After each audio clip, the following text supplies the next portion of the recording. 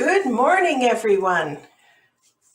Welcome to our first series, or first session of the 5-series part on resiliency and job search. I am so looking forward to this whole series because I think we're going to have some very interesting speakers, presenters, and I feel like we will learn a lot, which I think is important, especially in this time. Well, I want to thank the Government of Alberta for being the sponsor of this series, and also to Tribe for making it happen, supporting us with the technology. And of course, the Talent Pool team who do all the behind the scenes work to make this event a reality. It really is a whole team effort. Want to let you know there will be some handouts from this webinar, and we will be putting links in for you to be able to download them later on in the session. So it will be the end of the session, so there is no distractions, of course. We are going to have a question and answer period as we have in our previous sessions. And there is a chat box for you to type in your questions, and then they will be sent to me and I will be able to ask our guest speaker. Our guest speaker today is Karl Tallow, and he's been working in the field of counseling and human services for about 25 years. He is a Blood Tribe First Nation member of the Blackfoot Confederacy, and he's a registered provisional psychologist who currently is providing counseling and behavioral consultation to the COVA for disability. Why can I not speak this morning? The Vacova Center for Disability Services and Research. Karl has extensive experience and knowledge in providing mental health support to individuals with various issues. He's worked with adults, he's worked with youth, and he's worked with children. With a little bit of sleuthing, I also discovered that Karl and his colleagues at Aspen were nominated in 2015 as a frontline team that has demonstrated a long-term commitment to housing first and the goal to end homelessness. I think this also is a great indication of Karl's connectedness to community. It's a pleasure for me to introduce our speaker today. Karl, welcome. Thank you. Good morning, everybody. So yes, as in the introduction, I just wanted to just add a quick point to Vacova. It was a agency for specifically focusing on individuals with physical or mental, cognitive disabilities. However, the agency is recently extending services to individuals to all abilities. So we're very excited to be able to offer support and services through the agency to all individuals within our community and area and region. So I guess without further ado, I will start the presentation today. If you can all bear with me for a moment, I'm going to pull up my PowerPoint. Let's go here. We did do a rehearsal this morning. So yes, today what I'll be presenting to everybody will be the First Nation Medicine Wheel model of self-care. The Medicine Wheel is a philosophy, is a long-standing and a traditional practice and way of life that a lot of various First Nations groups have identified and connected to. What I've been able to do over the years and through practice is be able to adapt and adopt the themes in the areas that the Medicine Wheel has has laid out, both within my practice with my clients as well as in my own personal life, that I try to implement and maintain the strategies that the Medicine Wheel philosophy offers. So just a quick presentation agenda I want to go over with everybody today, as we've already started doing with the introductions. And the overview of the presentation, being that it is focused on the Medicine Wheel philosophy and self-care methods. We will begin with a self-care assessment exercise. You may have received this assessment in your package or email out prior to this presentation. And we're just going to review that to go over different various areas of our lives, which we may be attending to, and other areas that we may not prioritize to set up within our self-care practices. We will do a bit of a history of the medicine wheel and First Nation culture and philosophy, and then we're going to break the components up and explore each of the aspects of the medicine wheel, which include the mental, physical, emotional. It has physical again here, so I have to talk to my technical writers to correct that at some point. But yeah, it's, mental, physical, emotional, and spiritual is supposed to be the fourth one there of the medicine wheel and self-care practices. And then once we conclude the presentation, I will open up to some questions and answer periods, or if there's some comments that people are wanting to make to some of the information that we're presenting today. So I just wanted to offer some statistics here. Currently, we are been living in somewhat of a bubble for the past year and a half, and I know that has impacted many levels of systems within our communities and within our province here in Alberta. This is from the Canadian Mental Health Association. It just covers some areas around some of the toll that is being taken around COVID-19 and the restrictions and how we've had to readjust our lives and reset our lives. So just as it's indicated here, 44% of rural Albertans report the lack of socialization throughout the pandemic has become a mental health challenge. I'm seeing an increased amount of issues within my practice relating to more depressive type symptoms and issues around anxiety, which are rooted in a lot of the lack of socializations that it's indicated here. Especially within urban settings as well, we are seeing a great number of individuals who are starting to come out and speak openly about some of the tolls and the stress that they've had to endure. And two of those families and friends that also lost loved ones during the pandemic as well. Not only dealing with the depressive and symptoms and anxiety, but also dealing with the grief and loss. Just overall, too, the grief and loss is something that I really take into consideration as we all have lost something due to the pandemic, whether it's a loss of sense of social connection. For some people, it's loss of work. For others, it's loss of family members. So there's been a huge amount of loss that everybody has experienced in some form, in some way. So the information here, as far as the statistics, are recent within this past 6 months. So I anticipate that we are going to start seeing an increase in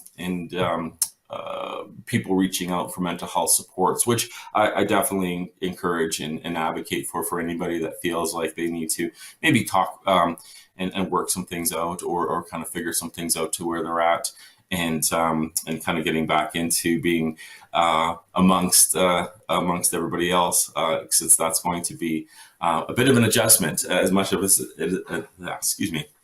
as much of it as an adjustment it was for us to go into lockdown. It's going to be that much more of an adjustment for us to return, to try to set things up as close to the way they were before the COVID pandemic restricted us. Also, the impacts of employment. I imagine that some of these statistics that are up have been seen, and these are, again, most recent statistics here. As I was mentioning earlier, there's certainly been a huge impact into our workforce and our work sector, as far as the pandemic and what we've all sort of been working towards with respects to trying to maintain employment and job security. Unfortunately, in a lot of cases, as it's indicated here, just within Alberta, there have been a lot of individuals that have lost work due to the changes and the setup of the way that our structures were to be, due to the restrictions and to the guidelines that we're all to kind of follow to get through this this recent last year and a half. I just sort of shake my head a little bit when I think about how long it's been since we've been sort of restricted and having to live this different sort of life that we were all introduced to very abruptly. There is information here too as well from November to December, which I thought was really interesting around the increase of job losses and the positions that a lot of companies and businesses had to let go of. So it has taken a toll this past year, and as we are heading back into the setup of us getting back into working in person again and getting out there and being amongst one another, there is going to be a bit of an adjustment period as well. So in all of the adjustments that we're going to make, my presentation today is going to focus in on really about self-care practices, how we really are preparing ourselves to return back into society and engage with one another again, and actually return back into the the workforce and seek employment opportunities. And so I think there is a lot to be said as far as the preparation and how we are managing our day-to-day selves as we move forward into the next stage of restrictions being eased. So before we get into the medicine wheel presentation and talking about the different areas, I do want to take a moment here to offer a, let's see here, sorry, I apologize. Self-care assessment I would like to go over with everybody. You do all have a copy of that, but I thought it would be great if we just sort of walk through this self-care assessment. So the self-care assessment that I'm going to go over today is really just a way to check in with yourselves to indicate what areas of your life that you're paying attention to, and other areas that you might not have prioritized and spent some time focusing on. So this is not a comprehensive list of what people do necessarily. It's just a starting point for people to take a look at and to assess where they're at as far as their self-care practices. So we'll have 4 different answers or responses to each of these areas here in regards to self-care practices, and they're broken up into physical self-care, emotional, psychological self-care, spiritual, professional self-care. So the options are whether you feel that you do this poorly. Number 2 is I do this okay. Number 3 is I do this very well. And the star indicates that this is an area or this is a practice that you would like to improve on. So if we just start from the physical self-care aspect, eating healthy foods, I think diet is definitely something that does have a huge impact on our mental health and emotional well-being. Just due to making sure that we are taking in good foods. There has been, I imagine, a huge spike in the business that some of our delivery services have had over this past year, and again, eating healthy foods is something that is very important, I think, in as far as the way that we take care of ourselves physically. So that this is sort of for your own mind to check off in your own mind if this is something you do poorly, okay, well, or if this is an area you'd like to improve on. Taking care of personal hygiene day to day, we were restricted for a period of time for even getting haircuts or those grooming practices.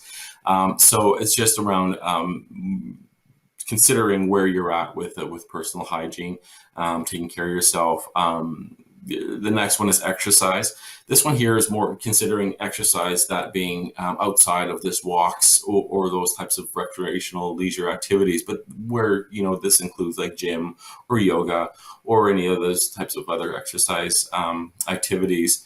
The next one here is wearing clothes that help you feel good about yourself. I think that does promote a sense of confidence if you do feel like your presentation is something that you're happy with. Regular meal times, I know that this has been an area that some people have had some challenges with in regards to kind of the schedules of how we are now and how things have been, where we're maybe not eating as early or as the first thing in the morning, or having breakfast and maybe skipping to lunch, just because of our regular daily activities and routines having changed too, and having to make adjustments. So this area is definitely something I've seen impacted by individuals. And then participate in fun activities. This is where you get your walking, your swimming, your dancing, those types of recreational type activities, different from our exercise. Sleep. Do you get enough sleep? Are you getting enough sleep where you wake up and feel rested? There's a great amount of negative impacts that stress can have on our sleep patterns. And if we're not getting the proper sleep, it is important to consider some of the consequences around that, as far as our abilities to focus and feel energized to get out and get moving. Going to preventive medical appointments. Again, this is our general type checkups, dentists, doctors, making sure that we're taking care of ourselves and being proactive in that area around our physical health and well-being. Rest when sick. This is one thing that we've been inundated with messages around staying home if we're feeling symptoms of any sort around chills and sneezing and coughing. And again, once we start moving back into being more engaged with one another through the next phases of the COVID restrictions being eased up, this is important to also keep in mind. If you are practicing this now, would this be something you're going to continue practicing once you return to work or school or any types of trainings that you're going to be involved with, taking care of yourself when you're not feeling well. And then just overall physical self-care. It's just, again, a question of, I do this poorly, I do this okay, I do this well, and I'd like to improve on this. The next area here is our psychological, emotional self-care. This is one where we really start to pay attention to kind of where our feelings and understanding how our emotions are driving us in some of our behaviors. The first one here is taking time off work, school, and other obligations. I think there has been an ample amount of time that's been taken away from these types of activities, work, school, in particular, with how things have been kind of off and on. We're either in school or not in school, or there are opportunities to get out and work, and there are limited positions just due to companies having to bring things down as far as the number of people that they have working. Participate in hobbies. Are you able to preoccupy your time in a productive way by engaging in an activity that you feel like you are gaining some enjoyment from, and that's keeping your interest peaked in as far as this type of activity. Getting away from distractions. We are, again, flooded with lots of information over this past year through our phones, computers, emails, social media. And there is a point where it is important to put those things down for a minute and really kind of take the time to step back and take a breath, because it can become overwhelming just in kind of going over the information that we're all trying to find out and figure out about what's going to be happening next. Learn new things unrelated to work or school. Is this something that you practice or have practiced or practice now with learning new skills, learning new information, those types of things there. Expressing feelings in a healthy way. I think this is sometimes can be a challenging area, especially in light of how things have been over the past little bit for us, where sometimes our feelings can get a bit trapped with how we're experiencing sort of the going-ons of the world and the stresses and the pressures that we're all under. And aside from talking, some people may not excuse me, may not feel entirely comfortable with talking with it to individuals. There are other forms of expression, which is, through creating art, journaling, creating, sketches and painting, and doing those types of activities as well as an expressions of feelings is also something that I would promote. Recognizing your strengths and achievements. Sometimes we can get stuck in our minds around the things that aren't going well for us, or the things that we need to improve on, or the things that we need to do better at. And sometimes what we do is we blow past what it is actually, what our strengths, achievements, and skills are. And how many of us spend some time thinking about that. Vacation or day trips, I know that this is very limited. People may kind of lend or tend to check off the ladder of, this is something I'd like to improve on, as we are heading into a time where we are able to kind of get out and travel a little bit and move around. Do something comfortable, rewatching a favorite movie, taking a long bath, just general self-care practices, finding reasons to laugh, talking about problems. It's very important to talk about the stresses and the challenges that you have currently presently in your life. And it can definitely build up and create a lot of challenges and continued hurdles in your life when we don't identify the problem that's going on and try to address it. And again, it's the last example here is the overall psychological and emotional self-care. How well are you doing on that? Is this something that you feel, just going over the examples that we've gone through, how many of them you've checked off as you do well at, and how many have you checked off that, this might be an area that I need to pay attention to?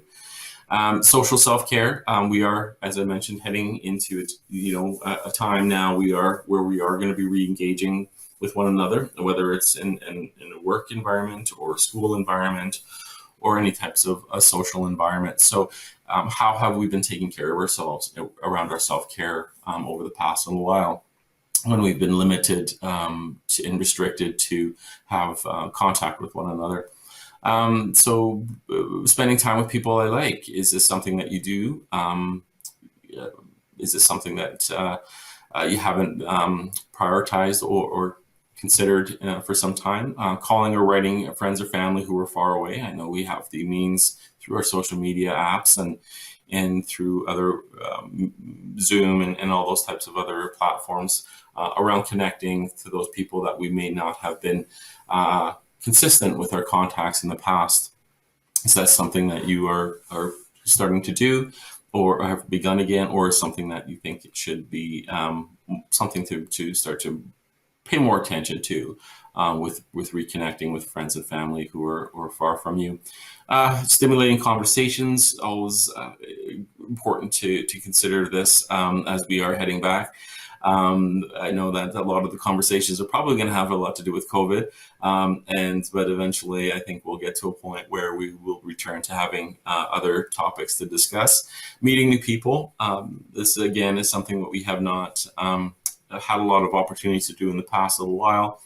However, now that we are moving forward, this is something to consider. Is this something that you're going to or feel confident enough in your abilities to be able to reconnect, to network, to get out there to speak to individuals, to be able to set things up through the meeting of new people or people that could potentially be resources for you for the goals that you have set up for yourself. Spending time alone with your partner. That's an important aspect. I know there has been a lot of alone time that's probably been happening over the past year for some of you. However, sometimes we have to understand that once we get back to returning to being engaged again with one another, if this is something that you have practiced, it's important to think about continuing it on as we move ahead. Just with having this romantic connections with your partner. Asking for help when needed. It sounds very simple, but it is truly a challenge for people to ask for help, to reach out, whether it's to talk about the problems, or just to generally connect and reach out to discuss different things that you might need help in different areas of your life. Again, doing enjoyable activities with other people. We are going to be back into the softball and the curling and all those wonderful things that promote socialization. And is those activities that you had done prior to the restrictions? And is it a goal to get back to re-engaging with individuals or other people in grouped community-based activities? Again, intimate time with romantic partner, important to pay attention to those relationships. How are you taking care of those relationships? Are you attending to them in a way that is promoting the relationship to grow and move forward? Or are you limiting and not prioritizing the remaining connected and having that intimate time with your partner?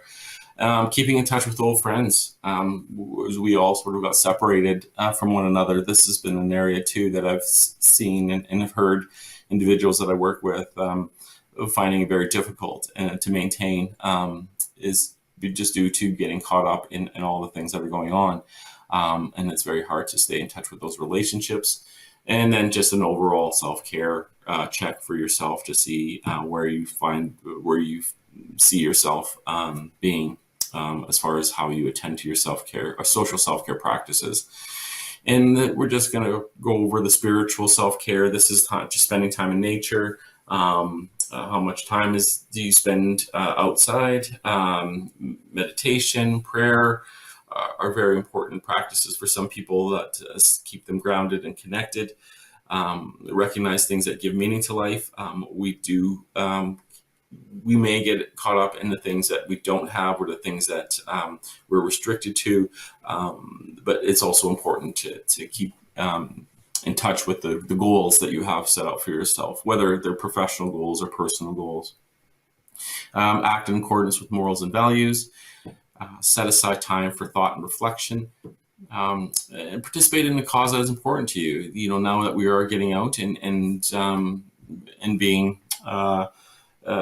reintroduced to one another, you know, there are causes out there that may have come up for us over the time that we've been spent being at home and paying attention to the information that we're receiving. That might be something that you want to continue doing or getting connected to once we move forward here. Appreciate the art. Again, music, film, literature, theaters are starting to open up again. Museums, music, live music is coming again. So that's something that I'm looking forward to. However, but it is important to understand how much of these types of outlets are going to come into your life, or how much time and attention you've spent connecting with these types of activities. Professional self-care, improving my professional skills. How well do you do this? Is this something that you've been focusing on, or something that you would like to work more towards? Saying no to excessive new responsibilities. Taking on projects that are interesting and rewarding.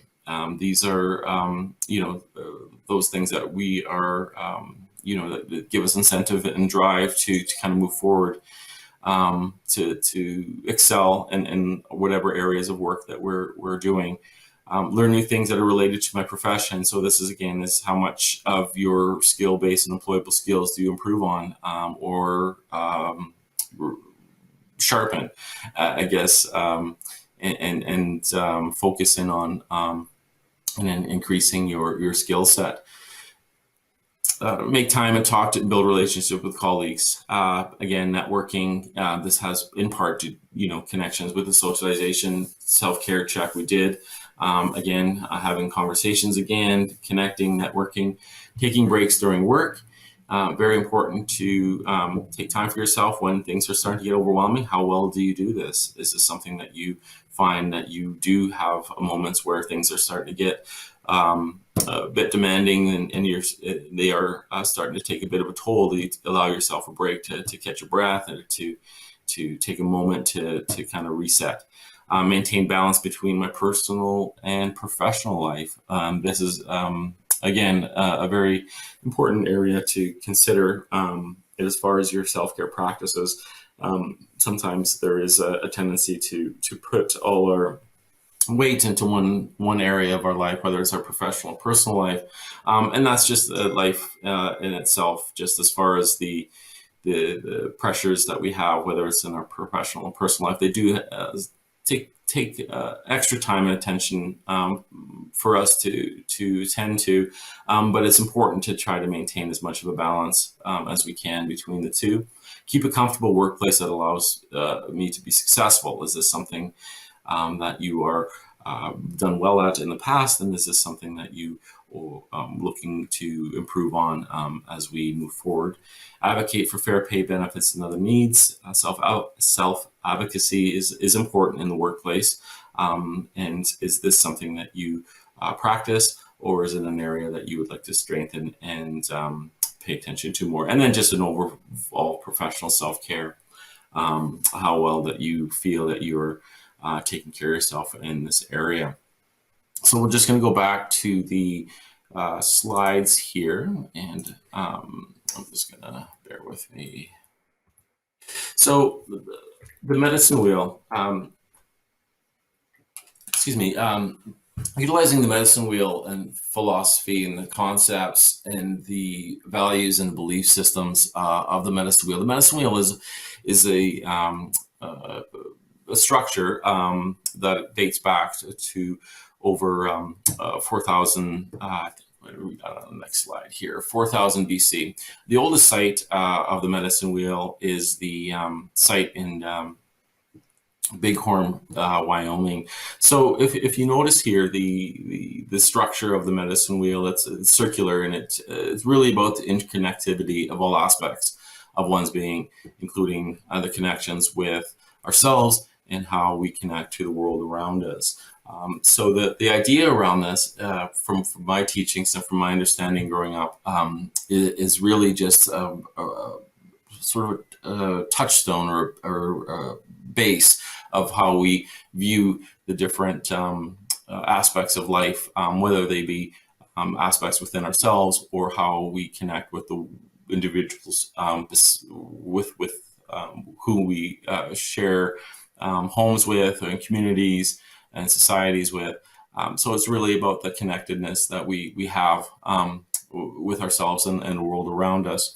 The medicine wheel is a spiritual symbol and a site. Actually, there's one. If we go back here, this one here is in Calgary at the Nose Hill Park area, and as you can see, the structure of it has the four quadrants, and four is a very significant number within a lot of First Nations practices and belief systems. Four representing the four stages of life, the four seasons, the four directions.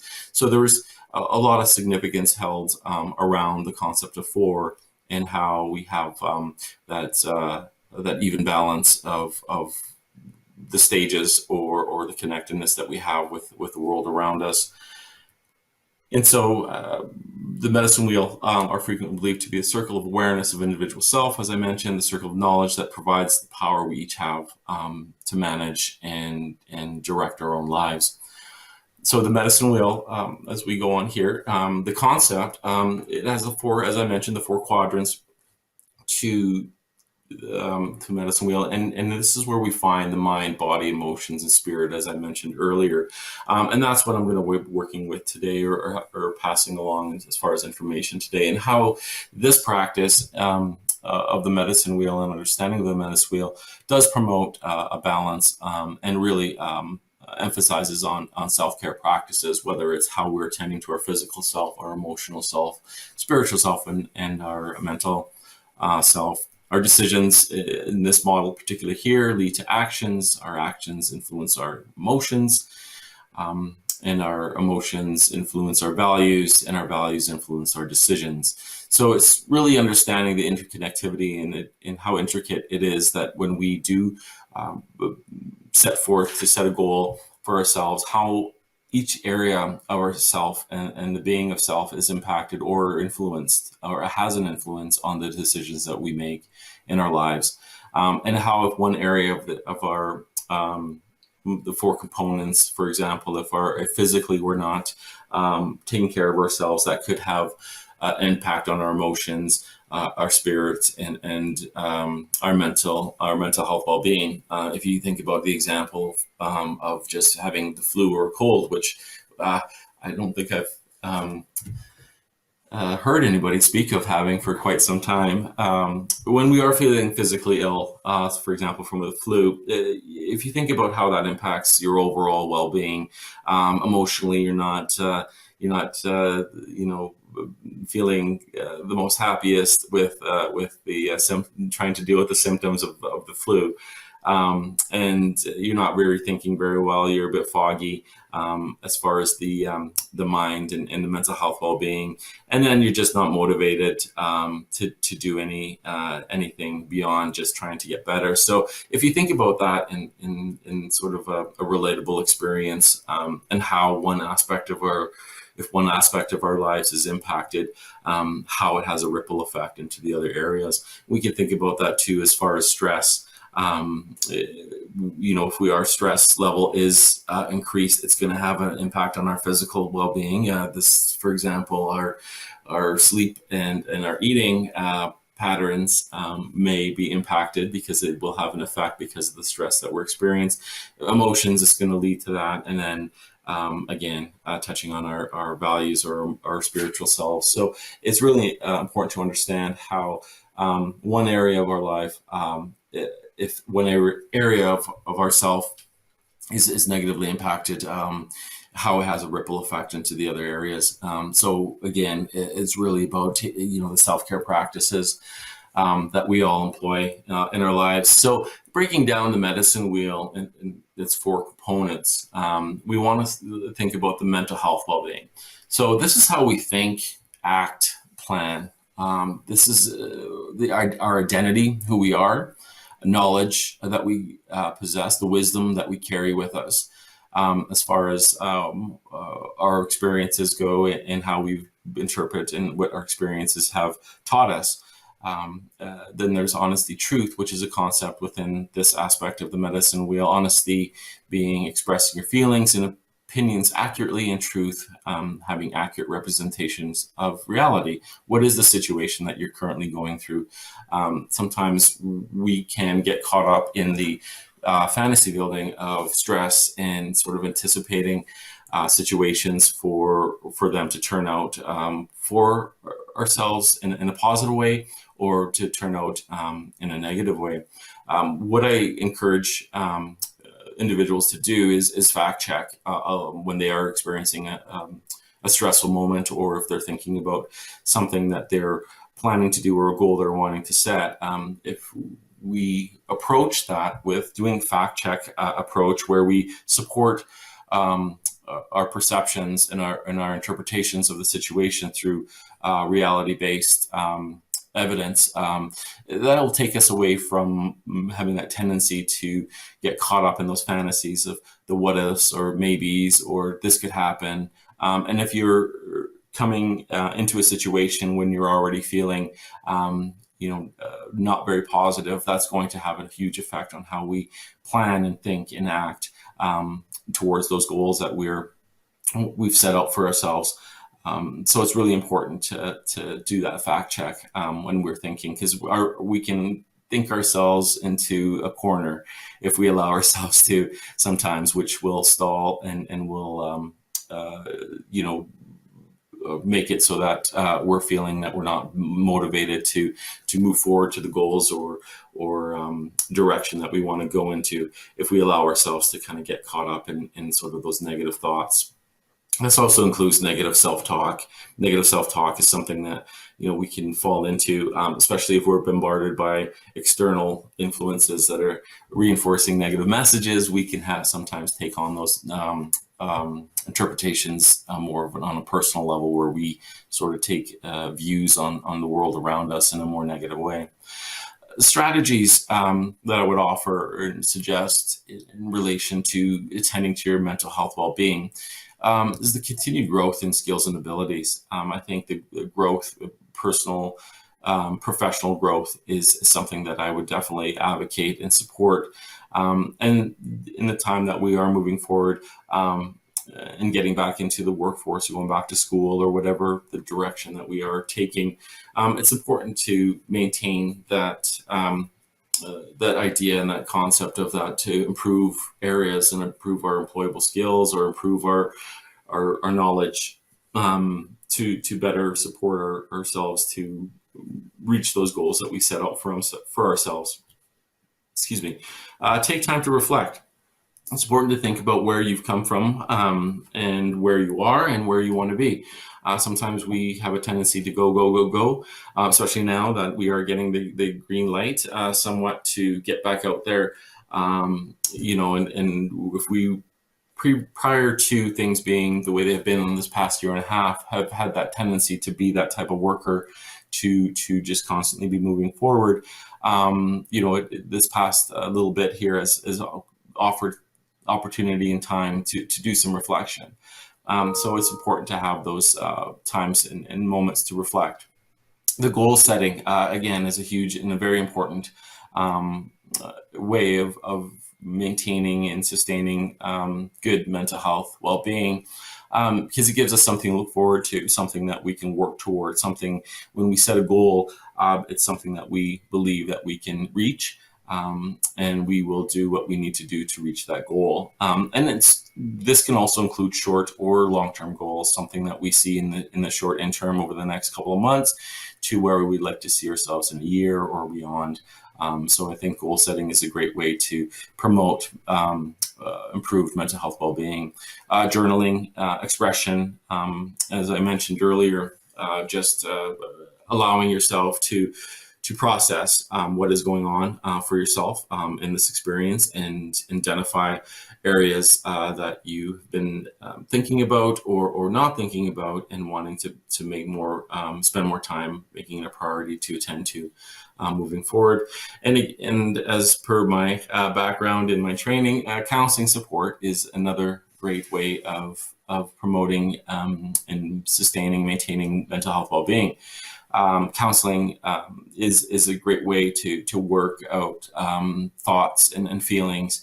And sometimes there is a stigma attached to receiving counseling support, that needs to be, there's generally something wrong, quote unquote, with somebody if they're required to, or if they're going to see a counselor. It's actually quite not the case. I would say, I think I have worked with individuals who are struggling with the professional goals, as well as personal experiences too, and there is a connection between the two, and it's really just helping individuals sort things out, and piece things together. It's one thing to have a lot of thoughts and feelings in your mind and trying to understand them, but when you actually share them with somebody, you hear them in a very different way. So that's just my little spot promotion of counseling support, and the importance of it if it's needed.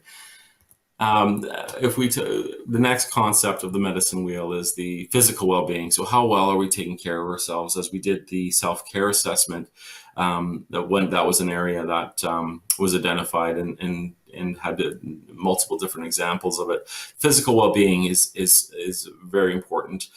Physical health, are we connecting to the five senses, our sight, smell, taste, touch, hear, on a daily basis? Are we making sure that our diet and exercise is supporting our lifestyle? If we are individuals that spend a lot of time at work or in school, or our focus is in a lot of those areas, it's important to have a proper diet and exercise to have the energy to stay up and stay focused on those different areas that you're paying attention to or you're attending to. Diet and exercise also, as we all know, and we've all been told before, of the importance of it, can have an impact on our other areas, again, mood, mental health, and spiritual well-being. I would encourage if you are feeling that you want to get maybe a checkup, to get that happening, just to see where things are at physically, and even to the extent of just getting a check to see where vitamin levels are. It's amazing how I've with some of the people that I've worked with, when I've suggested to go for a physical, when they come back and they said that they were deficient in one area of vitamins, and they were given supplements, and how it changed a lot of the perspectives, and it did have an impact on their work that they were doing with me in session. So it's a subtle shift, it's a subtle change, but it can make a huge difference in your performance and your ability to take on the days in front of you, if proper diet and exercise are in place. Regulated sleep patterns. Sleep is an important one. We want to be mindful of our sleep patterns, and if we are feeling, as I suggested earlier, feeling rested when we get up, it's important to pay attention to how long you're sleeping, or how short you're maybe sleeping too. And if you're finding that it is starting to become problematic, to attend to that by maybe introducing a bedtime sleep ritual, or having something set up in that way. And if it really is becoming an issue, and you're finding that your sleep is just dysregulated, I would encourage to speak to a physician, or speak to a sleep specialist, if that is something that you have access to have that addressed, or see what's going on with that. Physical health, healing strategies. So we do a lot of breathing and relaxation strategies in practice. That is the trend right now, with the mindfulness, the grounding techniques.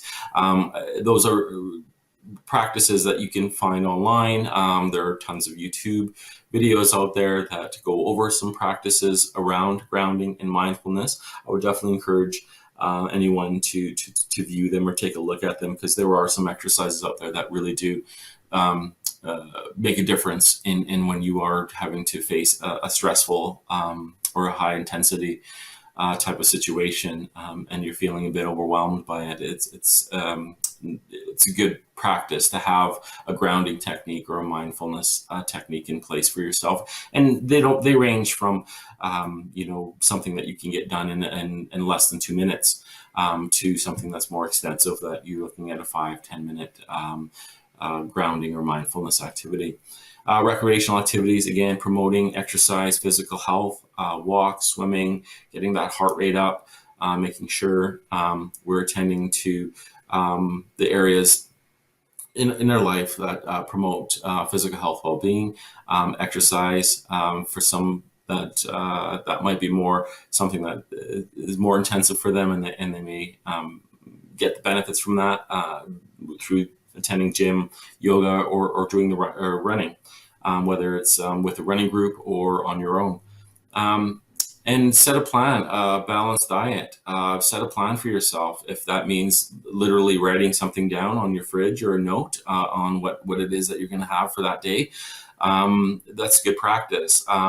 It's important to identify, and what it is that you might be missing from your diets. If you find that you're more protein based, and not a lot of roughage, it's important, and I would encourage to consider having a balance of protein and the roughage as well. I know a steak tastes different than it does than a bowl of greens. However, if there is a balance there, I think that would definitely be something that you'll notice a change in your daily activities and routines when you have a balanced diet. Establishing a bedtime routine, as I mentioned, or pattern. This is where you allow yourself to get the rest that you need. It is very difficult to get settled if you're staring at a screen prior to falling asleep. So, if you switch from a screen to a book, or some other types of low stimulant type of activity prior to bed, that would help with settling better. And in all of these practices, there's a ratio that I speak about with my clients, and when they are starting to develop some self-care strategies, or introducing a different positive, healthier habit into their life. It's the 2190 rule. And what the 2190 rule is, it takes 21 days for a habit to develop if you do it on a consistent basis. And those are good habits, and those are not so good habits. And 90 days for it to become just part of your lifestyle. So if you, and for, of course, that number ranges for different people, and how they are, towards developing new habits and developing new lifestyles. But it's just something to offer you to consider when you are looking at, getting back to taking care of yourself and taking care of your physical health, well-being. I think that's why we see a lot of those, gym memberships, increase come January, and then decrease quite significantly nearing the end of January, because they haven't quite reached that 21-day period. And so that's just something to keep in mind, as well as when you are introducing a new habit into your life, or a new practice, self-care practice, that is going to take time. And it's not going to be I'm going to do it once and then it's just going to be a routine. It's really about practice. Anything we want to do well at, we have to practice. Our emotional well-being. So this is where we are with how our emotions are influence us, and how much weight they carry within our daily activities and our daily lives. Everything to do with our feelings is basically the concept within the medicine wheel of emotional well-being, which includes examples of self-love, self-care. Self-love is an act of is from self-care, and self-care is a reflection of self-love. So if we start taking care of ourselves, paying attention to what it is that we are wanting to do to improve ourselves, we will have a better view of ourselves and our abilities. This will also have an impact on our self-esteem, self-confidence. If we start to practice and feel more emotional appreciation for ourselves, and understanding our emotions and not denying ourselves from it. Processing grief and loss. There's been a ton of that this past year that we've all, as a collective, have shared with each other, and whether it's a loss of an individual, loss of relationships, and a loss of life prior to the way things have been in the last year and a half. There are, that is a form of grief when you think about the way things used to be, and thinking about it fondly. And then, the worry of what's life going to be now that things have changed. It's not going to be like the way it was before. And that could definitely present itself in a very much in grief and loss type of processes that we are experiencing. So it's important to understand that having an emotional impact on us as a collective. And acceptance. Just accepting, allowing yourself to be open to what is going on around you, what's happening within yourself, accepting the situations for what they are, finding an emotional balance to accept the changes, and to accept that changes are going to continue to happen as we move forward. So these are just some examples of again, how the medicine wheel promotes the value of emotional well-being, and the importance of having that connectedness to our feelings. It's important to understand that our feelings do motivate our behaviors and our actions, and which are part of our cycle when it comes to the medicine wheel. That if our emotional well-being is not attended to, where we are denying ourselves from, really being open to what it is that we're experiencing emotionally, whether it's stress, frustration, fear, those types of emotions, that if we try to push them aside or push them away, they could have a huge impact on the other areas of our physical well-being, mental health well-being, and our spiritual well-being. So some strategies to offer to consider when implementing a self-care strategy around your emotional well-being, which again is really promoting emotional regulation. Emotional regulation is really just being present to whatever situation that you're experiencing, whether it be a stressful situation or even a positive emotional situation. Sometimes we can get overwhelmed and our emotions can take us into places in our minds sometimes that can be very difficult. And the more that we push them back or we try to deny them, the greater pressure we can feel from them, which will have an impact. And people generally around us can tell if somebody's emotionally not doing well. So it's really important to make sure we're regulating our emotions. Again, grounding mindfulness techniques are a good strategy. They're very easy to do, and they do promote emotional regulation as well. Art and creativity, expressions of emotion are very important too. We sometimes we do have people that aren't the most vocal when it comes to emotions and how they're feeling, and by virtue of what they've experienced growing up or how they feel comfortable to being able to share those types of to share feelings and emotions. So they may want to do other forms of expressions. Again, art, journaling, sketching, drawing, painting, building, creating. Those types of exercises really do promote emotional emotional health, well-being. Affirmation exercises, gratitude journals. One of the things I promote with the people that I work with is affirmations at the end of your day. It's not really prayers or meditation. It's just really reflection around what it is that you appreciated from the day that you had. And this could be another exercise that you can include in your bedtime schedule or routine, where you have a moment of reflection and gratitude to what you've experienced. I think when you practice affirmations, it does promote a more positive sense of self first and foremost, but also opens you up to be able to manage those things that come into your life that may be unexpected or may cause stress to you.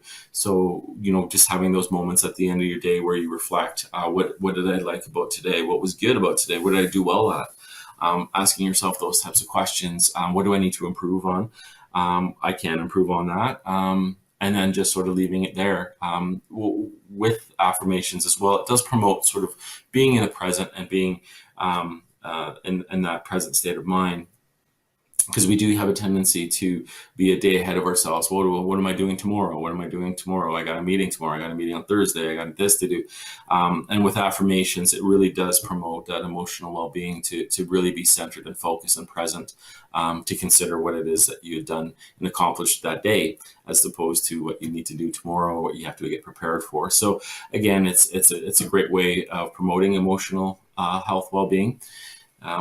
And our next section here is our spiritual well-being. So this is our agency. This is our hope in what drives us, what inspires us, and what motivates us, and a sense of purpose. This is what we do, what we get up to do, what we get up and we enjoy doing. What is it that we're doing today? A sense of purpose is very important. For in my mind, for individuals, because it does give them something to work with, set goals around, and pursue. And I think with a sense of purpose, it also offers us that anchor that would promote all the other areas that I've discussed already, with the mental, physical, and emotional. An anchor into what it is that we're doing and what we're putting our energy into. What is it, if we're going to put the hours of our lives into an activity during our days, is it something that's is purposeful for you? Does it have meaning? There's also the practices of religious and spiritual ways and methods of promoting spiritual well-being. And these are various practices and specific to the individual, of course, on how they want to promote or have these practices in their daily life or within their family or within their communities. Connections to nature and the world around us. As I mentioned earlier when I was going over this brief description of the medicine wheel, it really does have that connectedness to the nature. As I mentioned earlier, as the example of the four directions and the four seasons. We know that when things are going to change, we anticipate change, and we adjust ourselves and our lives to those changes. For example, going from winter to spring, we do make adjustments to the way we live and the way that we are connected to the world. And once we get into summer, we make those adjustments there. And then again into the fall. So really the medicine wheel in relation to the spiritual well-being does promote that connectedness to nature. And then more contemporarily, how that is something that we all practice now. Sometimes we have those individuals that will go down, granted not for the last little bit here, who, when winter does fall upon us, they are down in a hotter climate. So again, it's just their connectedness and knowing that, okay, well, this is what I want to do. Things are changing and I'm going to adjust my life and my world around the changes that are happening. This also goes to our sense of stages in life, whether what stage, whether we're children to adolescents, to adults, to elders. There are certain ways of living when you reach those certain life markers that you have to adjust to and anticipate that you'll have to conduct yourself or be or present yourself in a way that's suiting to that point in your life that you're at. So really it's around just having that connectedness to yourself and to the changing world around us. And as we are moving into changes here shortly and currently, to where things are going back to us being connected to one another, that's going to have this area of the medicine wheel is going to have some implications in regards to that and how we're connecting to one another again. Spiritual healing strategies, again, meditation, prayer, again, promoting the grounding and mindfulness techniques also is a form of spiritual healing and spiritual connectedness. Goal setting, this is around the sense of purpose. What is it you want to do? What is it that you want to improve on? What skills you want to improve on? What skills you want to enhance? This is a great way to give yourself that sense of drive and purpose and an incentive to move forward. A lot of times when people have a hard time with setting goals, there is a very static point that they get to in their lives where things seem a little bit chaotic. And so through goal setting, what that promotes is more fluidity within their sort of where they're wanting to go and how they see themselves and the direction and whatever support they need to get to those goals. That keeps them going. Participation in again, ceremonies, religious practices. Again, and this is not specific to any types of groups or anything in that sense. However, it is important to have in a ceremony. It doesn't necessarily always mean religious or spiritual in connotation. It's just something that you practice that gives you a sense of spirituality or connects with your spirit. And it could be as subtle as, some people like to, take care of flowers or gardens. That in itself is, I think, a ceremony. When you're practicing that, there's a connectedness to nature. There's solitude of just, putting your hands in the dirt and being connected to nature in that way. So I would, identify that as a very ceremonial or spiritual practice. And then seeking guidance from elders or mentors. Elders, not necessarily, elders meaning somebody that you look up to or has information or has had a similar life trajectory as you that might be able to give you some direction. Mentors are the people that we seek guidance for, more specific guidance and direction. These could be professional mentors or personal mentors. It's important to have those individuals in your life because they will offer, opportunities to share their insight and knowledge and wisdom on their life experiences, which may help and promote you to overcoming a situation that you might be troubled with or you might be challenged with. So those are just some examples of spiritual health, well-being strategies. So just the medicine wheel self-care overview. So honoring the reconnecting with the four aspects of the self, and what will it restore? It will restore trust in yourself and others, trust in potential for the oneself, and adjusting to change. Change is constant, and with the medicine wheel and the model that I showed you, that interconnectedness and that flow and fluidity of how things move through the four aspects or the four components, that does promote, does come from that idea that life is constant and there is going to be change. And I know that some people don't like change. There's certain things that I don't like to change when I am actually needing to make some adjustments, but it, keeping in touch with those four aspects of myself, my mental, physical, emotional, spiritual self, and in paying attention to those, it does assist a lot with accepting and moving forward as change comes into my life. Trust and ability to help oneself, one's family, and one's community. So this does promote a lot of connectedness to the people that are close to you and the world around you. If you have a strong sense of balance within your own life and the way that you're taking care of yourself, that's going to have a ripple effect into the relationships that you have with your loved ones, as well as your coworkers, as well as your community, and it will have that impact in those areas. Managing stress, as we went over a couple of different examples of how if you're not really paying attention to one aspect of the medicine wheel, or your physical self, for example, how that will have an impact on how well you manage stress, whether it's personal stress or professional stress.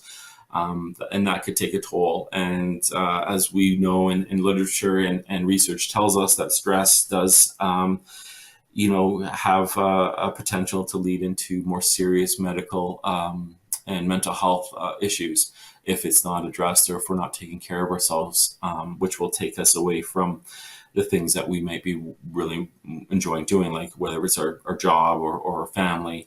So it's really important to manage the stress, and by going over the four components of yourself and attending to those areas that you might not be attending to, you may see an improvement on your stress management. So there's that benefit. Also the improved emotional intelligence, with being present and really understanding what the situation that you might be presented with in your life, professional or personal, that you are connected to it and understand it in a way that you can manage it and get the supports and resources needed to move forward. So it's really important to understand that the medicine wheel does promote emotional intelligence, stress management, and trust in self and others, and adjusting to change. The last point here is restoring or affirming purpose and meaning in both professional and personal life.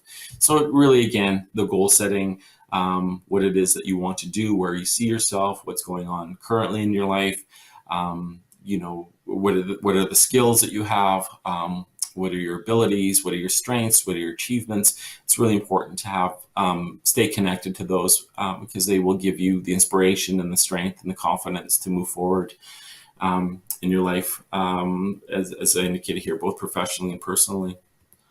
And again, just a quick overview of the four concepts, more in a contemporary type presentation here. Adequate sleep, rest, drinking water, exercise, nourishing food, stretching. Stretching promotes blood flow and oxygen to those muscles that might be a bit tensed up. Listen to your body. Anytime that you feel stress, anger, or any sort of high aroused emotional state, your body's going to tell you. Some people start to feel tension in their neck, or they start to feel pressure in their temples, or their hands start getting sweaty, or your stomach starts to get butterflies, pay attention to that, because that's your body telling you, okay, we're running into a situation where we need to implement some sort of self-care practice here so we can better deal or manage with the situation that's hand. So your body is going to tell you if you're feeling anywhere, take that moment to step back, do some reflection. If there are some grounding or mindfulness exercises that you come across that you find are helpful, there's tons of apps out there too, mindfulness apps. I would encourage you to take a look and find the one that's best suited for you. And that's the most important thing with any sort of grounding or mindfulness activity is what works for you. There's tons out there to choose from. But if it's something that you're just sort of downloading and saying, well, I'll get to it when I get to it, likelihood is that it may not be something that you're going to be using in practice. But if it is something that you really connected to or finding benefits from, that I would encourage you to use that app or use that mindfulness or grounding technique. Mental self-care, positive affirmations, reading, promoting improved mental ability and state, practicing mindfulness, watching the content you consume. This one is really just, paying attention to how much information we are taking in, because information is important, absolutely, but misinformation can also promote unhealthy sort of views on things or ways of understanding things that are going on around you. And it could also increase stress. Again, we're being bombarded constantly with information of what's happening, what has happened, and what's going to happen next. And that could be overwhelming, especially if you're coming back into re-engagement moving forward here, and or in the job market and seeking employment. There are lots of questions out there. What's next? What are potential employees looking for? Is a vaccine one shot a requirement, 2 shots, or any of them is a requirement? So there's lots of information there that we're watching and we're getting. So it's important to kind of really sift through it and really find out the information that you're getting, as opposed to just taking everything that's getting thrown at you. Emotional self-care here is setting healthy boundaries. It's important to set those boundaries up for yourself if you are feeling overwhelmed or if you're feeling stressed, making sure that people around you are aware of that, because it will limit the potential for anything else to be impacted, escalations to happen. Emotional escalations can happen if people are aware that you are dealing with a lot and are working on managing what's going on in your life. They can offer some support in that way to help you get through what it is, or just even know what you're going through. It's important to set those boundaries and allow people to know where things are at with you. Time with loved ones is important. Exercise, expression, dancing and singing, and play, enjoyment, just recreational activities that you enjoy. And then again, the spiritual self-care, just being inspired, meditation, prayer, time in nature, sense of purpose, goal setting, are areas too that I would definitely promote to pay attention to in the spiritual self-care. So that takes me to the end of my presentation today. I want to thank you again all for attending and allowing me to share with you something that's very powerful and meaningful to me. As I mentioned earlier, how this concept, the medicine wheel concept, it dates back 4,000 years BC, and I feel very blessed and privileged to be able to bring something that has dated that far back into present day applications, and promoting that through, again, as I said, my practice and again practicing in my personal life. So thank you for your time, and I'll pass it on, and if there's any questions or any comments. Thank you, Karl. Karl, Yeah. when you're saying the emotional well-being and that, did you co-create the Four Roads Artists Theatre Group in another life? I did. Lynn, is my screen all clear now? You, Like the yes, it's okay. me, all in my glory on the All screen. right. All right. I did once upon a Okay. time, and just being Well, I was pursued. just thinking when you were going through that, and when I did my research on you, um, no, you will have to. Sorry, you'll have to close off your screen. Stop share Okay. because I There can't we go. see you. I can only see There your we go. PowerPoint um, Perfect. Is screen. that good? Yeah. So do you want to just stop sharing of your screen? Okay, perfect. There you are in all your glory with Yeah. those great pictures behind you. Oh, local Okay. artists. Actually, Excellent. they're my sons. They're my sons are older. They're in their late teens, early 20s, but they did these pictures back in elementary school. So I thought, I'm going to Oh, hang them up in my dining room. perfect. Local artists, they're Absolutely 101s. perfect. Yep. Yep. Okay, so it is important that we have hobbies and things that we do that we really love and get enjoyment from. There were two things that I wanted to touch on. We do have a couple of questions we'll get to. But one thing, you'd mentioned quite a bit about setting goals. And I did Right. want to just mention the whole idea of setting SMART goals rather than just saying, I want to get a job, that is not a really great way to approach looking for work. It's far Right. better to set a SMART goal where you're being very specific in what you're going to do. Is it measurable so you know if you're going to be successful? Is it achievable? Breaking it down into steps. Is it realistic? Will you be able to actually achieve what you want in terms of the goal? And then do you have a timeline associated with that so that you are really building your success step by step? So rather than Mhm. saying, I want to find work, instead break that down and say, okay, I want to do one informational interview in the next 2 weeks. Or I Mhm. want to target my resume for 3 jobs in the next 2 weeks.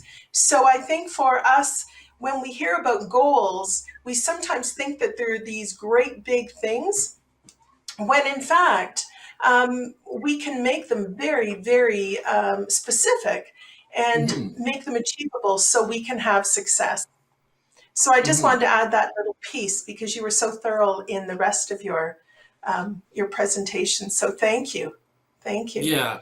I think just that, Lynn, to add on to that, no, absolutely. SMART goals, I do practice those with individuals I work with, and setting those up in relation to the way that in the context that I was speaking to them at was just, yes, absolutely, step by step. What is it? I'll put resumes out.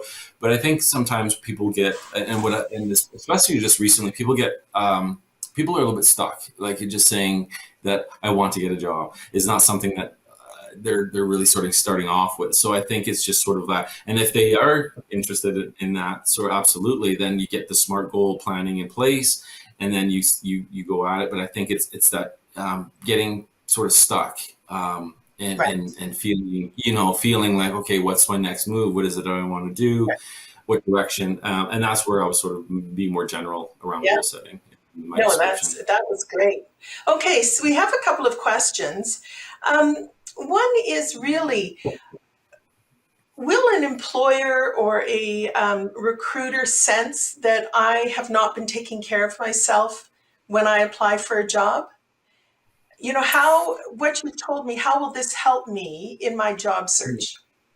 Well, I guess if for example, like with the physical self care and spending time, whether that's the sleeping or the diet or those types of activities or ways of taking care of yourself. I've been in a position where I've hired people, and somebody coming in to an interview, we can generally tell if they've, the way that they're presenting physically, like and even how they're speaking. This person sounds tired. This person, they're a little bit all over the place. So it will reflect in those types of job searching or job situations. And even once you get in there, I've worked with individuals, office type settings where you could tell certain people were struggling with certain things just because of the way they're presenting, and how they were in meetings, but they weren't physically they were there, but it just seemed like there was something missing and absent.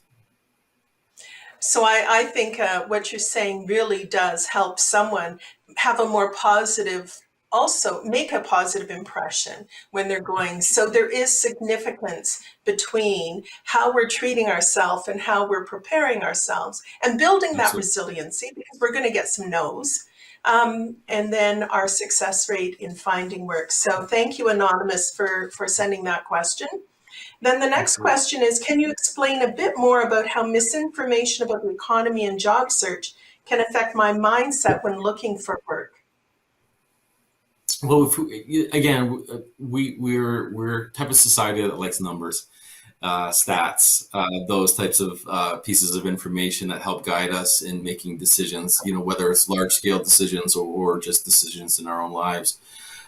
So if we are paying attention to those messages and those reinforcing stories, and again, we talk about I've talked about clickbait type of information seeking or gathering or promoting pieces of information out there that if you spend a little bit of time and you kind of go in a bit of a rabbit hole and you kind of find, well, the numbers were there, but they were a bit exaggerated or a bit inflated because of whoever was presenting, whatever media source or whatever source these stats were coming from. There was an intended purpose there. And so it's really important to pay attention to what we are, what you're reading and the information you're getting, and really go to the appropriate sources, then sort of relying on sort of what's being presented to you. So that's what was alluding to with the misinformation, and how and it can take a toll if you constantly hear about how horrible the job market is and the losses of work and how we've been impacted. It does have a little wear on your sense of, okay, well, what does that mean for me as I'm re-entering the workforce, right? Like I've got all this information about all the struggles and the challenges and limitations, and that could have definitely an impact on how a person feels or how confident they feel about re-entering the workforce. Okay. Yes. So yeah, thank you. So another question about how, and I feel like you might have already addressed this, but when people have had been at home and not had success in that, how can they regain the trust in themselves? That was one of the questions. What kind of are the very first steps they can take in order to feel positive about moving forward? I think that's what they're looking for. So you've given us a whole kind of list of different things, but what would your first step be?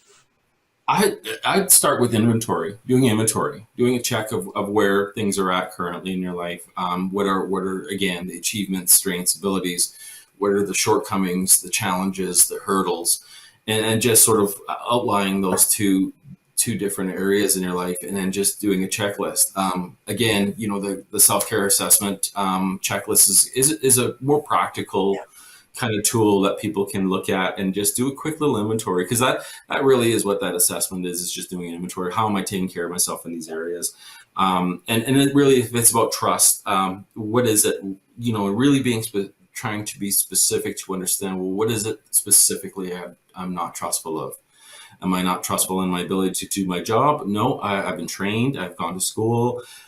It's not about that. Is it trust myself to be successful in attaining or being a successful candidate for a position that I'm applying for? Well, if I present myself and present my skills and prepare for the interview, I'll do well at. So maybe that's not what I'm not really trusting myself in. And really, it's not up to me. It's up to the potential employees, and really just sort of doing that inventory self-check. And again, it starts with the individual and doing that evaluation and inventory of what's happening. Once you sort of start to flesh out and sort of take things off the list, and saying, well, it's not really about this, it's not really about this, it's not really about this, but actually this is what my trust is really in this area, then that's a good place to start addressing Yeah, I think we're always insecure when we haven't been doing something for a while, and so building that up, thank you. And that's a really great practical tool, which we will be sending out to you all. We will put it in the, well, we're going to send you out information about other resources that are available. In addition to the webinar handout, we've compiled a list of resources that participants can access and download to view the sources. And then we also are going to send out a link for this workshop, or for this YouTube, where if you would like to go back and review some of the information, you will be able to do that. And you'll also be able to see some of our previous sessions that we've offered. You'll be able to see how my hair has gone gray over this period of COVID. So slowly going gray. Self-help, self-care. Okay. So maybe one last question, if people, I think you've answered the questions from that, is what are some of the possible consequences as a result of the imbalance in attending to all four areas of self? Well, it really, like, it's some of the examples of what I provided in the presentation. Again, the example that comes fresh, or something that's really relatable to everybody, because we all get sick, is getting a flu or cold, and how that impacts us in all the other areas of the three other areas: mental, emotional, and spiritual. We're not feeling very motivated, as I mentioned. And really, if it's long-standing and if it continues to be an area that you're not paying attention to, for example, I like physical, because physical is our physical health is such a foundation of where Sure. those other concepts of that we're talking about: spiritual, emotional, and mental. And if we sort of deny ourselves, because we all our eggs in the basket of mental, because we're trying to, with work, and trying to focus in on work and be present there, and have the mental, more of a focus in an area that you're spending a lot more time in, is the physical stuff is going to take a hit. Essentially, you're not going to be eating well, you're not going to be sleeping well, and eventually those are going to cause, consequences of poor physical health, which then will pull you away from the work that you might be really enjoying doing, because you have to attend to those and get the treatment that you need to. Or if you're not paying attention to the emotional self, where you're just sort of go, and then you hit a point where you have this emotional point where we all get there, where we're feeling overwhelmed, or we all feel emotions. If you're human, you feel emotions. Not in all instances, but yeah, if you start to deny that, then that's going to have a huge impact on your mental health, well-being. Is if you're denying your emotional connectedness in yourself in that region, and then it's where we get a lot of the mental health issues that come with not attending to those areas, where you get depression, you get anxiety, you get those types of things, which similarly to the physical health, you would require treatment, and again would pull you away from work. You would have to take a leave to really kind of focus in on and attend to those mental or emotional self areas that you might be denying. So those are like consequences, because they really do have could have pretty significant consequences, especially if you're in the workforce and then just getting back in, and if you're not really attending to those things, and they start to take a toll, and the consequences will ultimately be that you won't be able to do your job as effectively as you want, or ability to do so. Thank you so much for your time and sharing this. No It's problem. so important for us to be resilient, and you've given us some really good tips on how to do that. So I just want to remind our participants that our next event is July 21st. And we are going to be having a panel on what's the upcoming trends in the world of work. How are we dealing with this acceleration of change? Because it's happening much quicker than anticipated, simply because of all the technology we've had to invent in order to move forward with working virtually. So these webinars will provide provide you with support on how you can maybe pivot to new careers or consider something that you haven't considered. You can build on what we talked about today, building your resilience in order to be able to move into maybe some unknown areas. And then once you've registered for these workshops or sessions, you don't need to re-register. You will get an email reminding you of the upcoming event with the information about who our speakers will be. Certainly, if you know of anyone else who would benefit from participating, then please invite them, because we're virtually. It's not like we have a room where we have a certain number of people. Don't we always turn off our phones before we come online? Really? And I just want to mention also, if you need any help with your resume, the Alberta government has provided free resume and job search workshops that last over a week. And you can, we'll have the link to that in the chat. Once again, I want to thank the Government of Alberta for sponsoring, and for Tribe for providing the technical support to make this happen, and for Talent Pool team. They work behind the scenes. They get it all organized. They get in touch with me and keep me on script, and and find our fabulous speakers like Karl. So on that note, I would like to say thank you for attending today. Thank you so much again, Karl, for sharing your wisdom. And certainly it's a great thing for us to start, thinking about ourselves and how we're going to be successful as we move forward, because there's a lot of unknowns out there right now. Absolutely. Okay. So I think I've covered everything. So everybody, I hope you have a great day. In Calgary, it's sunny, so go out for a walk. Do as Karl suggested. Start taking care of your physical, emotional, spiritual, and one more, mental.